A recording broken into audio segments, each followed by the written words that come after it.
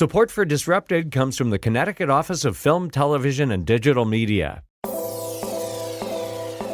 For many Black Americans, following the news can be a psychological challenge. 4 in 5 Black adults say they see or hear racist or racially insensitive coverage about Black people at least sometimes. That's according to a 2023 Pew Research survey. Coverage can be hard to watch even if it isn't insensitive. While news about violence against Black people is important to know, it can also affect one's mental health. This can be a lot to handle. So some people are trying to change the narrative by adding another emotion to the mix: joy. From Connecticut Public Radio, this is Disrupted. I'm Kalila Brown-Dean. This hour, we're talking with people who center Black joy. Later, we hear from the founders of a summer camp that's bringing smiles to campers' faces. But up first, Akira Peterkin, woodworker and founder of Black Joy Creations. It's a Connecticut-based business that sells handcrafted wood products and leads woodworking classes. Akira, it's great to have you on Disrupted. Hi, thank you for having me. I have to ask you this basic question that I'm sure you get all the time, and that is, tell us how you got into woodworking. I do get that question often, especially looking the way I look, because woodworking tends to be very white male, older white male centered. So, how I got into it is, well, lots of HGTV. And then in 2019, I bought a condo. We remodeled the condo, but during that remodeling process, I'm in a same-sex relationship. So during that remodeling process, a lot of men just felt like they can mansplain and disregard what I have to say, or like not take me seriously, or take advantage of the situation. So I said, you know what? I probably should learn how to use some tools. So even if I hire somebody, I can at least let them know I know what I'm doing and they can't take advantage of me. And then, so I took a course for my birthday and then I fell in love with it. And I've been doing it ever since. I watch a lot of HGTV. I'm really good at watching DIY videos, and it has never turned into the kind of skill that you have in order to do that. What is it about working with wood, this process of creation, that really drew you in, of moving from this is something that I do in a project around the house to this is a business I want to launch and an education practice that I want to bring other people into? What is it about wood that speaks to you? One of my mentors, before he allowed me to touch any tools, he really needed to reinforce to me the concept that wood comes from trees. And even though it's like cut down, it's still living and breathing. And so he really emphasized with me understanding the anatomy of trees and understanding that wood speaks its own language. And even if you're a woodworker and you think you can manipulate this tool or this tree to work in your favor, sometimes the wood has its own way of wanting to exist, and you sometimes have to go with that. I really appreciate it because now I look at trees differently. Now I can look at the leaves of a tree and know what tree it came from. And so I feel like it's a way to connect with source and like the earth, while also creating something beautiful out of it as well. I love that an experience that turned from you feeling overlooked, undermined, disrespected, has become this journey of, as you said, respecting the origins, the source of this beautiful art that you're creating. And I also think, Akira, it allows you to connect to something deeper and to be able to share that and experience it. Talk to us about the name of your business, which is called Black Joy Creations. What does Black Joy mean for you? To me, Black Joy Creations, Black Joy in essence is the ability for Black folks to continue to show up in a way that still honors their humanity and all the multifacetedness of them. And like there's this deep joy in our culture that cannot be manipulated, right? Like you can see it through our music, the ways we show up with each other, our dance, our celebrations. So even when we got all the stresses of systems around us and societal oppressions and people telling us that we're less than, like Black people have this way of like taking something and flipping it. Like we create the culture, like the meme culture. Like a lot of Black folks, like we'll turn something and create the whole language out of it and jokes out of it. And so that term in general, that phrase in general that comes from our culture really speaks to our creativity in general. So I wanted to pay homage to that. And so so to pay homage as well as also to recognize how for me woodworking is also a form of a therapeutic form for me too. So it was also a way of showing like how I'm processing things through my work and through my art and creating joy, a piece that is at the end of the process, like joyful to look at. What does it physically, spiritually, sonically feel like for you when you are working with this wood that you said is still living and breathing, and you are creating something that then becomes a vessel for joy? What does that feel like for Akira? What I really enjoy is wood turning. So that's when you put a piece of wood on a lathe. So it's kind of like pottery, but instead you're using the wood and chisels. And so the wood's spinning very fast. And for me, being in front of a lathe with the wood spinning very fast, and you're literally like dancing with the chisels, like it's how your body moves is the type of shape that the wood creates. And so I usually just get in my head, I put on my headphones and I just zone into the process. So I literally feel like when I'm in that process, it's just me and the wood, if that makes sense. There's nothing else around me, nothing else I'm thinking of because it's just me dancing with the wood and being very present in that process. And I love that because it's like I get to tune into something that I enjoy and tune out all the extra noise that might be around me. So I guess if I was to pick a word, I would say at peace. The way that you describe this process, I can visually imagine what that is for you. And I think it's why the phrase Black joy becomes so resonant. I wear a lapel pin, I have it on today that says Black joy. And Mm, sometimes it's a reminder for me when the world feels heavy, when things feel really noisy, when I feel a bit overwhelmed. Some days I will wear this pin and I'll touch it, right? And it sort of centers me, it calms my system. I also have another pin that says embrace hope. And so, in mm. those ways, I feel like I'm speaking to and over myself, but I also never know who's going to look. I love lapel pins, by the way. I never know who's going to look at that pin and maybe they'll be encouraged, or maybe they will take a moment to take a deep breath and just drop their shoulders and just be, especially in times when it feels like the world does not allow for that. It's also why I'm so intrigued by the work that you're doing in your classes of bringing people into this experience who may not usually see themselves in that way or even know what this art form is or if it's something they can do. And in those ways, you are transferring joy and affirming it. What is that experience like for you to be in a class with someone who says, "Look, I don't know, it was something to do," and you see that moment where they too are dancing or connecting with joy? What is that for you? Yeah. I like to say Black folks love community, right? So I think when I'm in hosting a class, it's like being engaged with community.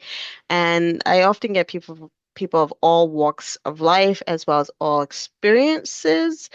But most of the folks coming into the class is an intro class, so most of them are they want introductory experience to woodworking. And usually when I do introductions, I have people go around and share like what made them sign up. So some people got it because it was a gift from a loved one, or some people are like, I haven't taken woodworking since my tech class in high school. And I'm like, do they still do that these days? I don't know, right? So there's people of all ages are coming in, but by the time it's usually a cutting board class that I do. And I'm teaching them the the anatomy of wood. I'm teaching them like some of the tools that you'll use for general woodworking. And then we take a lunch. And by the time they come back from lunch, they went to lunch together as a group, and they come back and they're all like, "Oh, we're loving this class," and they've seen their cutting board unglued up, and you can see they built connections throughout the class that they were able to go eat together, and they come back, and by the end of class, they're all in like pure joy seeing their piece, their cutting board piece, and everyone made the strips of the cutting board unique to fit like their unique cutting board, even though it's like the same types of wood. Everyone created something different.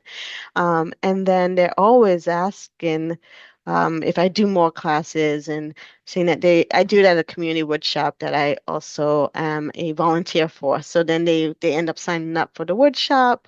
And then it's also cool to see them in the wood shop after the fact, right? As members of the wood shop.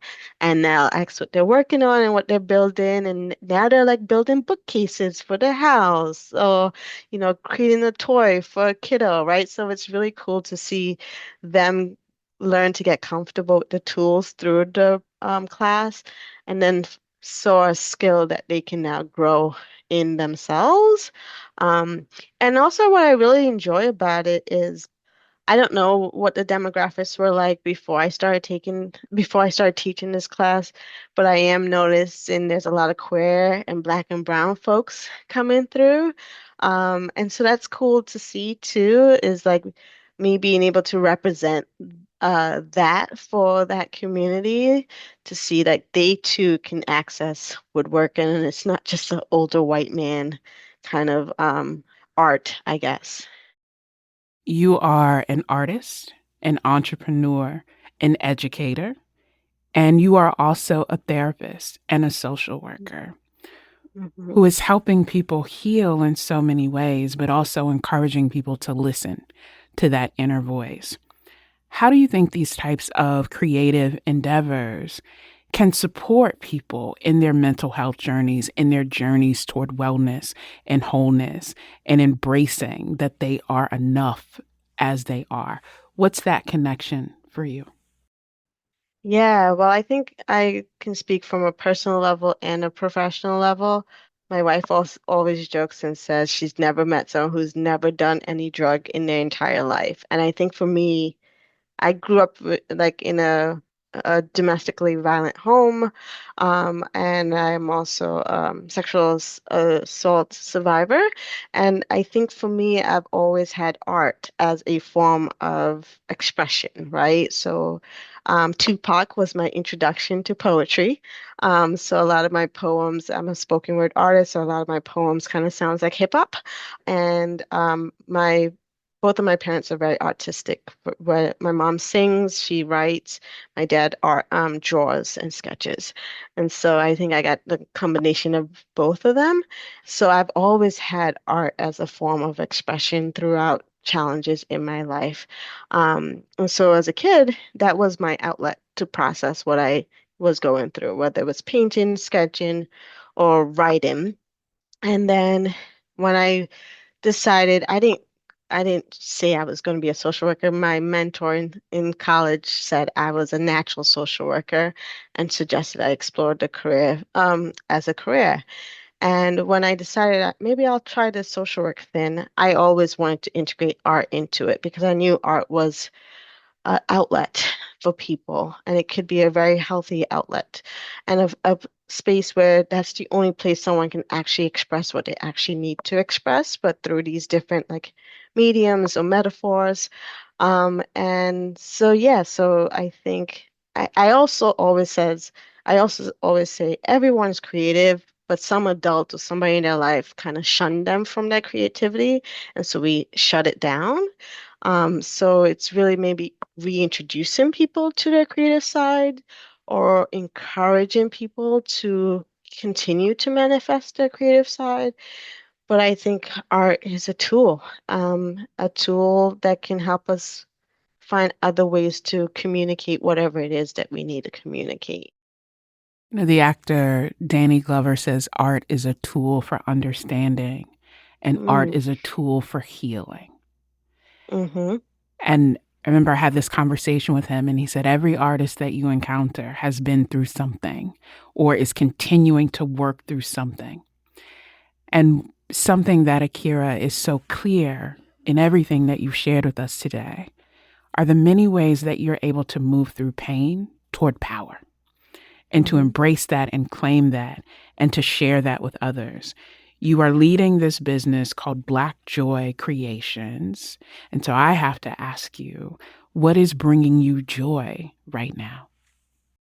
Oh, yeah. Well, that's a great question because these days I'm stressed because we just bought a house. So I guess that's gonna be joyful eventually.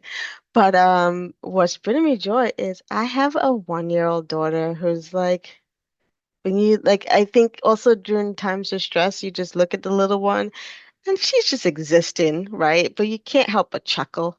And so just watching a human come into their own has been very joyful and also keeps me grounded and present. I can sing every Miss Rachel song. Shout out to Miss Rachel. It also is very humbling to raise a 1-year-old because you're realizing, oh damn, you really learn teaching somebody everything brand new, right? And so watching her take her first steps. So watching her, she does sign language, thanks to Miss Rachel. And yeah, just watching and observing her grow has been bringing me joy. I would say raising a 1-year-old is also pretty humbling because you Hmm. realize that the universe of things that you can control is pretty small. And it Yes, helps you to lean into that, not as something that is overwhelming, but inspiring, and allows you to create in a very different way about what is the journey and relationship you want to have. Akira Peterkin is a woodworker and founder of Black Joy Creations. Their business sells handcrafted wood products and leads woodworking classes. Thank you so much, Akira. thank you. If you are experiencing abuse, we invite you to call the National Domestic Violence Hotline at 1-800-799-SAFE. That's 1-800-799-7233. You can also text the word START to 88788. Coming up, we'll hear about a summer camp that's spreading Black joy. It was started by a group of young people who want to make change in Detroit.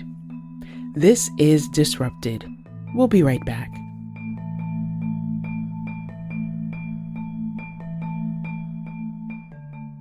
Welcome back to Disrupted. I'm Kalila Brown Dean.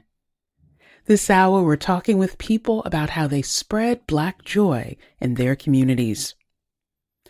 Summer camp is the source of many people's fondest memories, but some kids might not feel like summer camp is for them. Black Joy Summer Camp empowers youth to center their own joy. It was created by Detroit Heals Detroit. It's an organization led by Black youth that seeks to empower other youth. Camille Hollenquist is executive director of Detroit Heals Detroit. Brianna Donald is co-chair of Detroit Heals Detroit. They are both co-founders of Black Joy Summer Camp. Camille and Brianna, thank you for joining us. Thank you for having us, Kalila. Thank you. Camille, before we talk about the camp, because it is so unique and important and special, I want to talk about the larger organization that is sort of the umbrella for bringing this camp together and all of the things that are happening in Detroit. Talk to us about the organization Detroit Heals Detroit. So Detroit Hills Detroit was actually founded in a high school. It was a charter school located on the east side.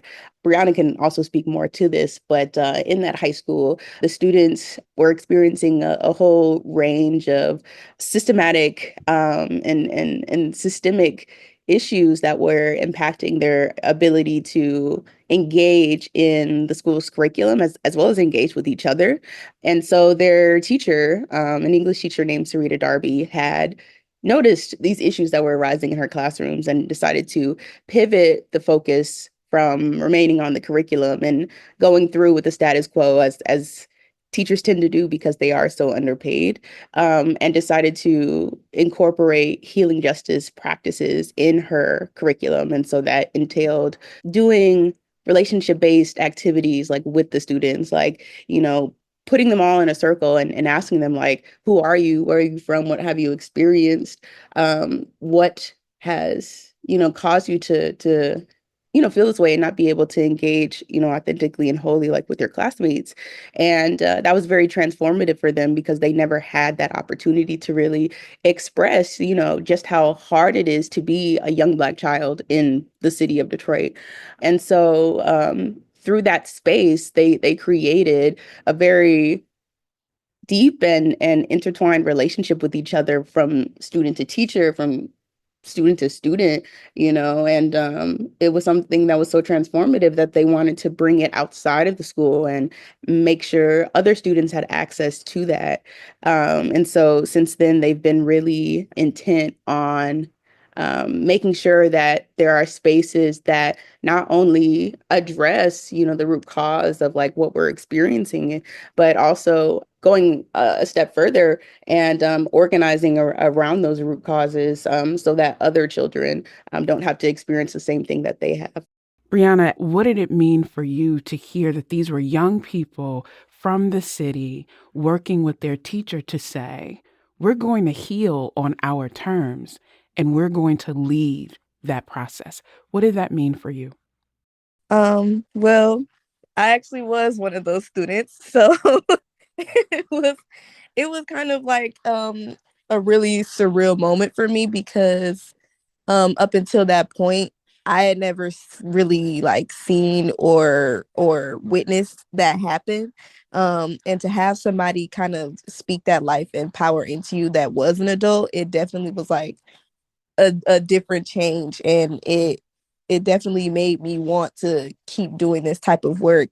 And that's what motivated us all to keep pushing forward. And that's really kind of where the name did stem from. It was like, okay, well, if we're going to be the ones, driving forward, pushing and healing our community, this is Detroit healing Detroit. Like, we're putting the hands on each other and making sure that we feel the love and the care, and that we're taking care of each other the way that we wanted to see it happen for ourselves. And I just thought that it was really special, that because we did start with ourselves and we were like, yeah, we can definitely like, push this out to other people and give this to other younger people and let them, find their power and their way through building and connecting and healing with us too.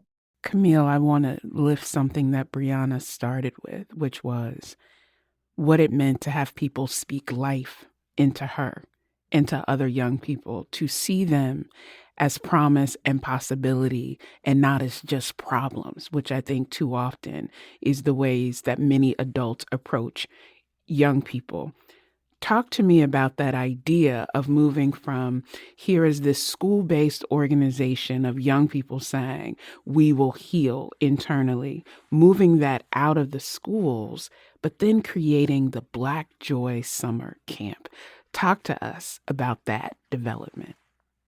The idea to move out of school, it came from the fact that there isn't a lot of resources that currently exist in schools, especially the ones that exist on the East Side. And levels of engagement, of course, are limited for teachers and how they're able to show up for their students. And so in order to really authentically engage with students and to not continue to replicate the systems that keep them disparaged, it makes sense for a program such as DHD to exist outside of the schools.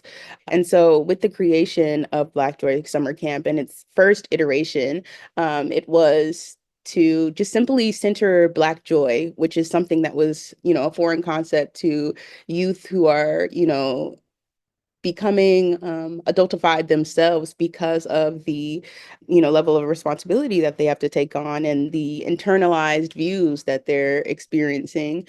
And so in that camp, we just allow young people to be young people, and we don't really stick to any like standards of like maturity or anything like that. And so with this year, we wanted it to be a little bit more structured, a little bit more enriching in terms of like how, now that we've centered joy, now that we have allowed our young people to really live in that experience and understand what that feels like and what that means for them, we can build on that. And how can they bring that joy that they learned in the first camp, in the first iteration of camp to others. And so we were really intent on making sure that they engage with the community around them and engage with young people that are from different parts of the city. And so we went to multiple different partner sites around the city of Detroit, as well as some natural areas as well, because it's important to realize that the socialization that they received in terms of Detroit, which is like, oh, I have to get out of the city in order to bring life back into the city, and realize like they are the life that is the city, you know what I mean? And so I think creating that level of understanding within them was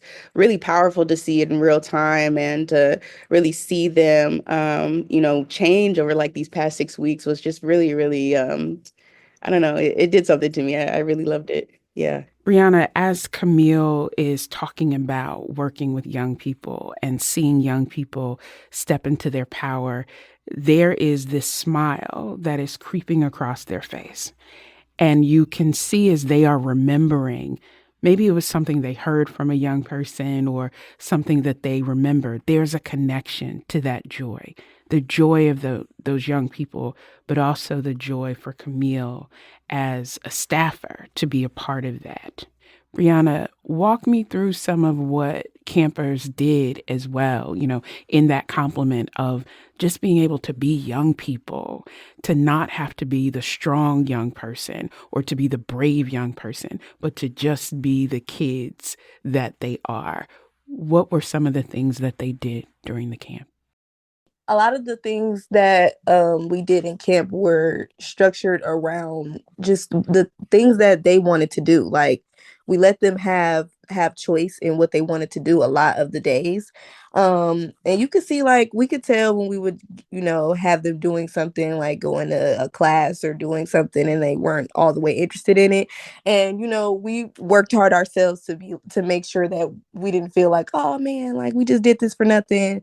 It was like, no, this is for the kids, so if they're not really interested in it and they don't want to do it, we're not going to make them do it. We're going to pivot, move on to something that they find to be enjoyable, because I mean, a lot of kids don't get that in a day-to-day basis in life. It's just, do what I say and that's what we doing and that's it.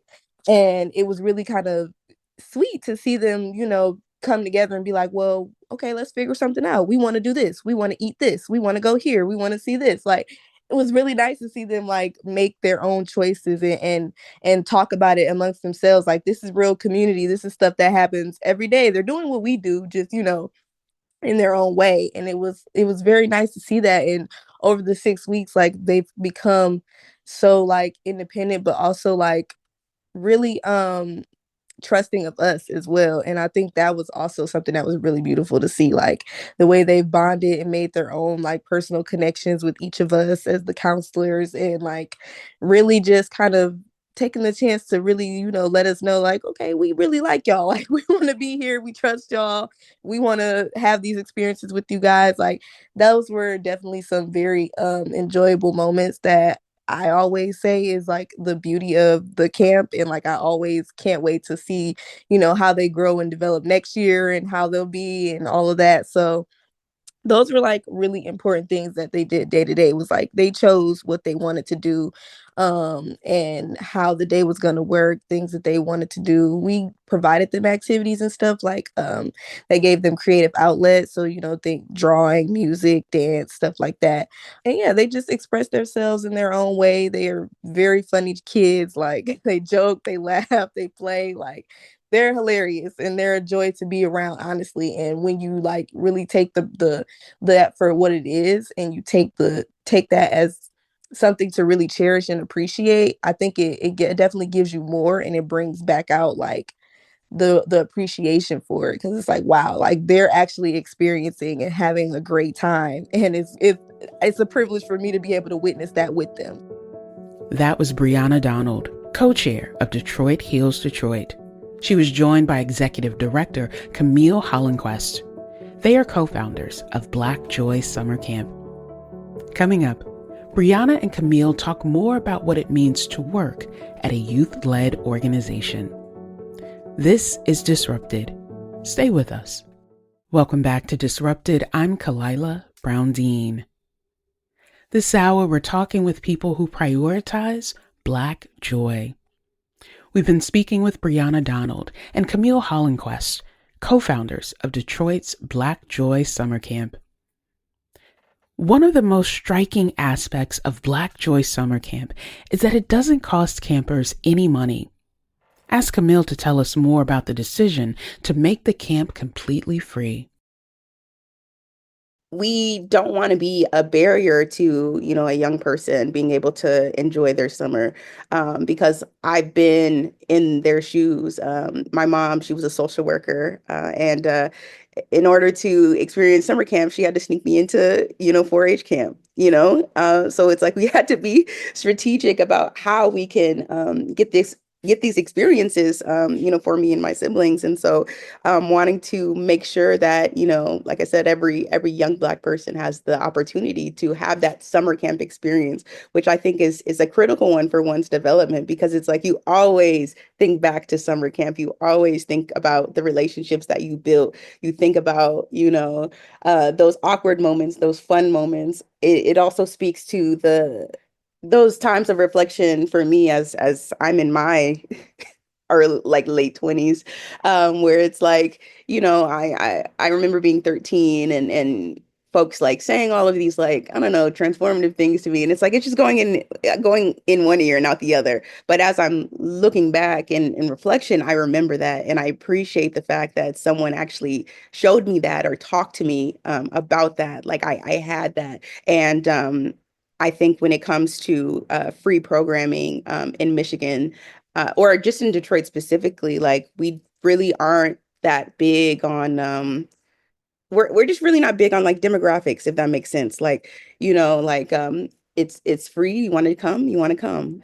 We also have seen in terms of like our campers, there are young people who were experiencing things that are related to their development when it comes to like their behavioral health. I guess that you can kind of think about it as a form of immersion therapy in a way, where it's like, they're having just a hard time like adapting to like their social environment, having a hard time really vocalizing like what they're experiencing and what's going on in their lives. And an example is one of our campers who was taking on a lot of new responsibility at home due to her mother's like recent loss of employment. And instead of pushing her child to work, as many parents are often, forced to do, she said, "No, you're going to camp. You're going to camp, and you're going to be a kid, and that's what you should be doing." And through that camp and building a relationship with this camper, she opened up so much, to the point where her mom contacted us and was like, she hasn't smiled in weeks. It's been so long since I've seen her smile, but since she started camp, like that's something she's been seeing more. And it was just such a like, I don't know, like something to hear that, wow, like we're actually making impacting change. And it's also been super impactful for myself as well, because, I'm the youngest of 5 siblings. And so I'm always the younger sibling.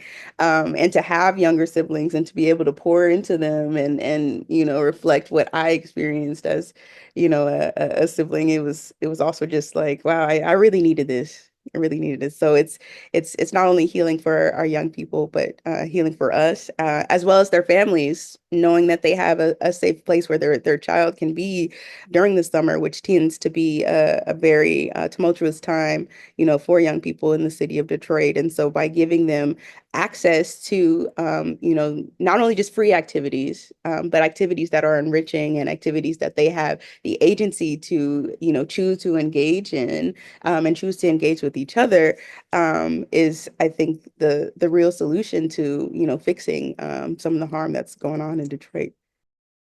I think some people would ask, like, why a camp or program that centers joy? I think those are usually people who take for granted that joy is always present for them. And when you talk about this young person who's had to take on new responsibilities at home, and to have a mother say, you deserve this opportunity to go and just be you, not to be the big sister, the big sibling, not to be the responsible one, but to be the one who matters, and the way it connects everyone to purpose.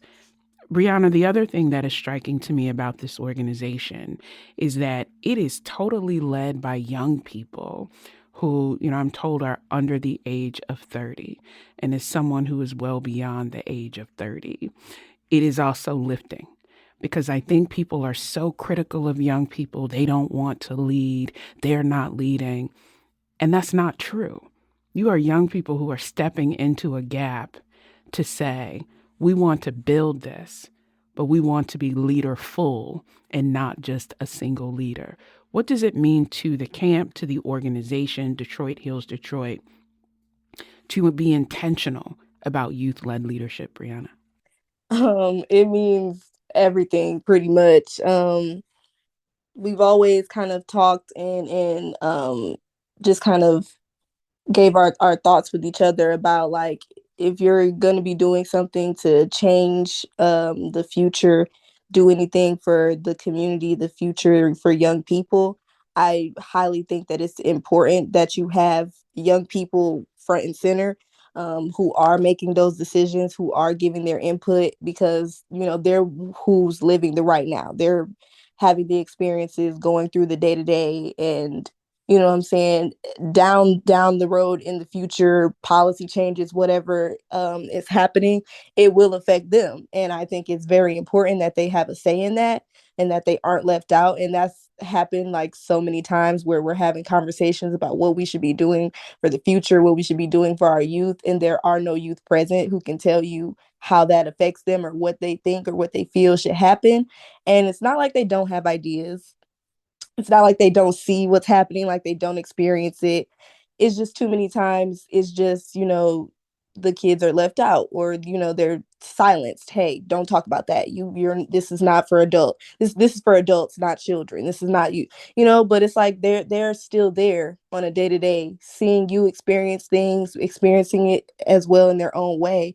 And if they never get to talk about it or make any change or any action around that, they're just going to get tossed to the side. It's going to be like they're invisible almost. And that's definitely not something that we want to keep happening. And because we had experienced that ourselves, we were like, okay, how do we get in front of this? How do we make a space where we get to say what's going on, how it goes on, and it comes from a place of actual like love and positivity, and we keep this moving forward for other youth that are just like us, that want to make change, want to see things happen, want to do things, but feel like they don't have a voice, like they don't have the power. Like that's where we were coming from when we even started and created the organization. We were like, we just want to keep this kind of power going. Like we want to be able to empower you to know that they do have a voice, they do have the agency to make change, and we can show them exactly how to do it because we're doing it. And also showing them that they can have trusted adult allies who are by their sides and who will advocate for them and who will stand up for them. The youth in our camp are definitely much younger than us, but they see us as like the new adults now. So it's kind of like important for us to show them like, yeah, we're always here to support you, help you in any way you need us to, even if that means you don't need us at the moment. Like I'm absolutely will take a step back if you don't need me right now. You let me know when you do. And that's important for us to let them know, like, you have all the power in being able to say when and where, what, why, how, and people should be able to just support you in that and not tell you, what I'm saying, what to do and how to make change, because people make change in their own way, whether it's big or small. And I think a lot of people don't really think about that when they think about youth being empowering, leading and stuff like that. It's not that they don't want to lead or that they can't, but nobody's making a space for them. Everybody's like, ooh, me. Let me do it. Let me do it, but you've had your time to do it, and they want to shine too. So, let's move over, let the young people come in, let them give their ideas. It's new, it's fresh, it's something that they, have thought about, but nobody gives them the space to. And so that's exactly what we're trying to do here, is give people the space to, do things with their own mind, their own creativity, and let that speak for themselves. Youth are power. It's absolutely what you need to keep driving something forward. And we believe that wholeheartedly. I think every major movement for freedom in this country and in many ways throughout the world has been led by young people, and often at the expense of young people who put their bodies on the line and don't get the credit for what it takes to show up even when people deny your power and your agency. Camille, when I first heard about this camp and started exploring it, I thought, oh my goodness, we need this right here. I live in the city of New Haven, Connecticut, and I thought, oh, we need this in New Haven. We need this in Los Angeles. We need this in small town Florida.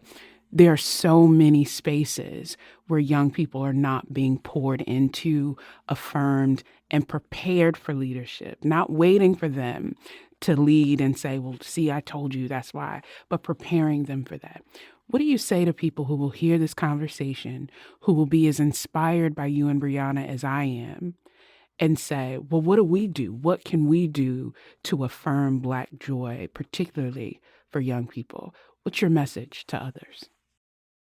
So on three different levels, if you're an organization that is working with, young Black teens or young people in general, um, start forming coalitions and start forming like strategic partnerships with your other organizations, and also start doing some internal work where if you're looking at your leadership, right, and you're noticing that this is an entirely adult ran organization and you don't have any youth voice on your boards or on your leadership team. And no, we're not talking about advisory roles. We're talking on your leadership team. If you really want to see youth leadership, you have to give them the space and opportunity to be leaders, not leaders in training, because they already have the skills that are necessary to make change in their communities. They already know what changes need to be made in their communities because they're living through life with you. The folks who are closest to the problems, they're the most equipped to solve the issues. And so it makes sense for them to be at the front of your leadership. They should not be organizations that are informed by youth leadership. They should be guided by youth leadership. And so if you're wanting to see something like this replicated in your communities as, a nonprofit organization, I think that is the first step, as well as making sure that you're creating genuine and authentic relationship with the young people that you're serving, not as clients, but as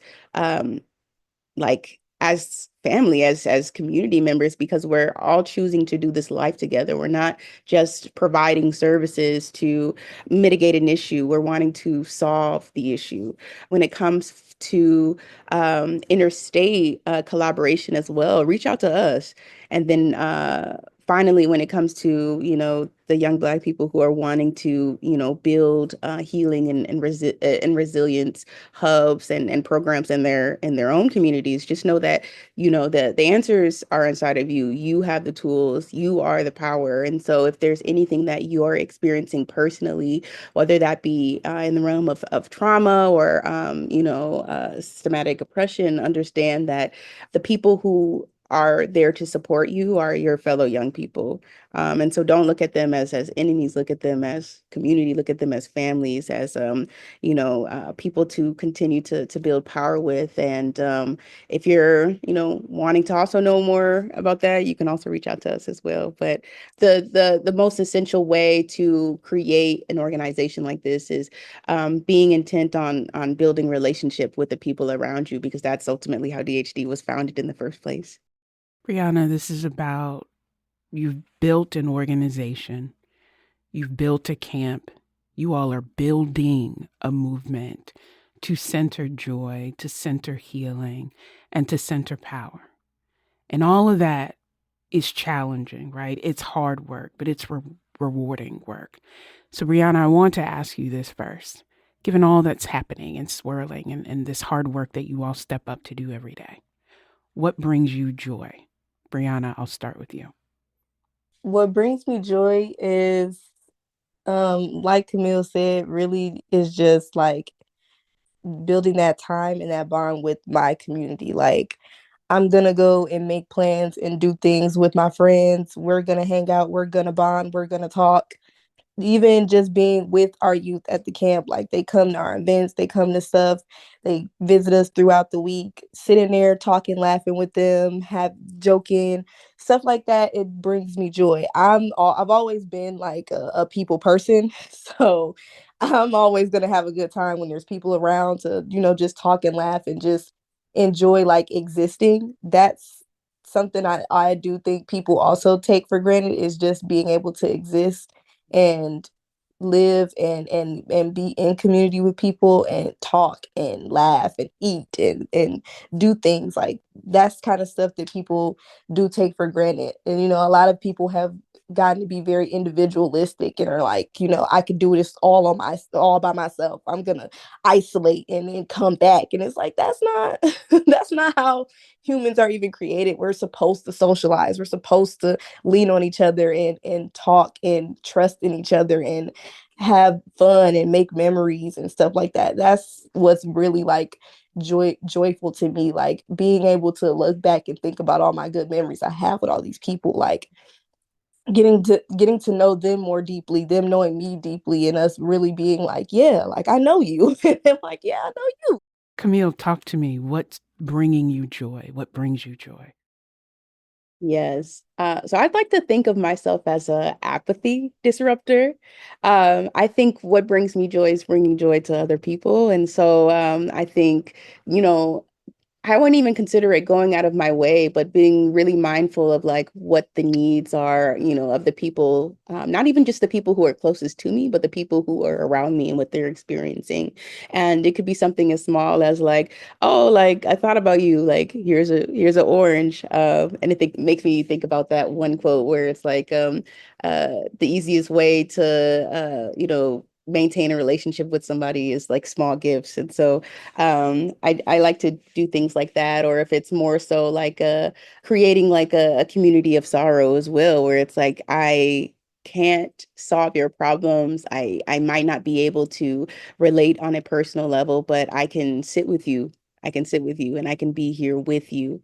I can be here for you. If you ask Bree or anybody, like I'm always just like, oh, how are you doing? Like, what do you need? Like, you hungry? You ate today? Just small things like that, because I feel like we are like living in a joy shortage right now, because of the things that are going on all around us, and makes it hard to get up each day and face face the world with joy. And joy is different than happiness. Joy is an experience that is shared, and I think happiness tends to be like a fleeting emotion that is internal. I am so grateful to the two of you. I wear this lapel pin that says Black Joy. And I wear it in those moments when I need to be reminded that joy is possible, that joy is our birthright, and that we have to nurture it even when the world tries to tell us that we can't have access to joy. And so I thank the two of you for the work that you do, for reminding me of that power of joy, but most importantly, for affirming it in young people who deserve it, who need it, and who have it if we just get out of the way and let them experience it. Camille Hollenquist is executive director and co-founder of Detroit's Black Joy Camp. Brianna Donald is co-founder and board chair of Black Joy Summer Camp. Thank you both so much. Thank you. Disrupted is produced by Kevin Chang Barnum, Robin Doyon Aiken, Erica McIntosh, and Meg Fitzgerald. Our interns are V. Duong and Talei Ricketson. Special thanks to our former intern, Isaac Moss. You can listen to more than 250 episodes of Disrupted in our archive. You can find us wherever you get your podcast. And you can listen for new episodes every Friday at 9 a.m. From Connecticut Public Radio, this is Disrupted. I'm Kalila Brown Dean. Thanks for listening.